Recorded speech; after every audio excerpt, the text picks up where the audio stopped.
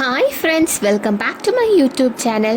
ഒരു വലിയ കുട്ടയിൽ ഇഷ്ടം പോലെ മൺപാത്രങ്ങളുമായിട്ട് ഈ അമ്മുമ്മ ഞങ്ങളുടെ ഏരിയയിൽ വരാൻ തുടങ്ങിയിട്ട് വർഷങ്ങളേറെയായി.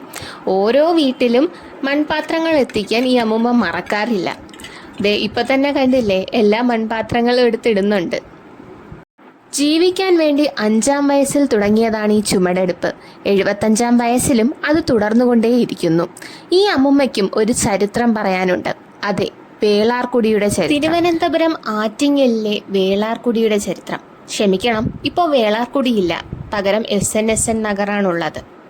പണ്ട് രാജഭരണകാലത്ത് മൺപാത്രങ്ങൾ ഉണ്ടാക്കാൻ വേണ്ടി വേളാർക്ക് കൊടുത്ത സ്ഥലമാണ് വേളാർകുടി.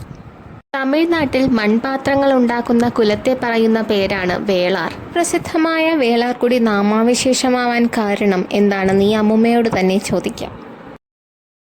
ഇപ്പൊ വേളാർകുടിയിലൊന്നുമില്ലേ? ഇല്ല, അത്രയൊക്കെ മരിച്ചു പോയി. പിന്നെ ആരും ഉണ്ടാക്കണവരില്ല. ഈ വേളാർകുടി ഇപ്പൊ ഇല്ലാത്തെന്തൊന്നും? വേളാർകുടി ഇപ്പൊ ഇല്ലാത്തെന്ത്? വേളാർകുടി ഇല്ലാത്ത കളിമണ്ണില്ല. കളിമണ്ണ് നല്ല കളിമണ്ണിൽ ഇതുണ്ടാക്കാവൂ, അല്ലെങ്കിൽ പൊടിഞ്ഞ് താഴും. നമ്മൾ ചുള്ള ഇടുമ്പോഴേ അങ്ങ് താന്നു പോകും. ഈ നല്ല കളിമണ്ണ് വേണം. നമ്മൾ ഇണ്ടളയപ്പന്നടെ പോവില്ല, അവിടെ തന്നെ നമുക്ക് നല്ല കളിമണ്ണുണ്ടെങ്കിൽ ഇത് പിടിച്ചെടുക്കാം. അല്ലെങ്കിൽ അത് വെള്ളയൊക്കെ മുക്കി നമ്മൾ കള്ളറൊക്കെ അടിക്കും, പിരിഞ്ഞു പോകും. അതാണ് പാട്. ഇത് നല്ല പാടിൽ ഇപ്പൊ എല്ലാരും ചത്തുപോയില്ല. ഇത് ഉണ്ടാക്കണവര് ഇപ്പൊ വേളാകുടി എന്നും പറഞ്ഞിട്ടൊരു സ്ഥലം പോലും ഇല്ലല്ലേ.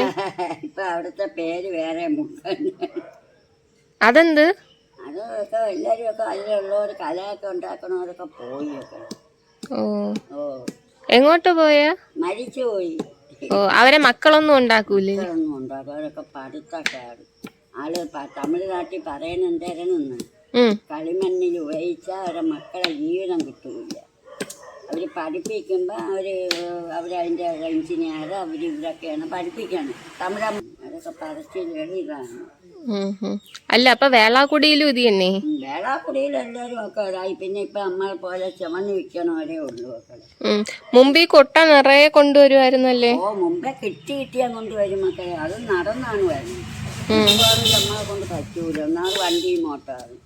കൈക്ക് എന്ത് പ്രശ്നം? കൈ ഷോൾഡർ കടയിൽ പോകും മക്കളെ. Shoulder dislocation. ആര് വേണം അവിടെ ഇറക്കും മക്കളെ. ലോഡ് കൊടുവന്നൂര്, കാര്യമായിട്ട് കൊടുവന്നൂര്.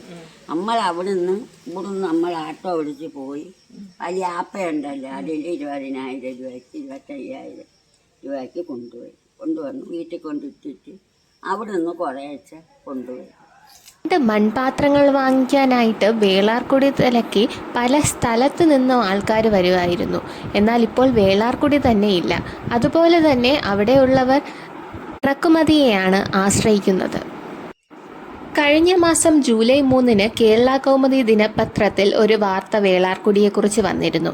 പ്രതിസന്ധികൾ ഏറെ എന്നും പറഞ്ഞാണ് വന്നിരുന്നത്. ഈ വാർത്ത അക്ഷരാർത്ഥത്തിൽ ശരിയാണ്.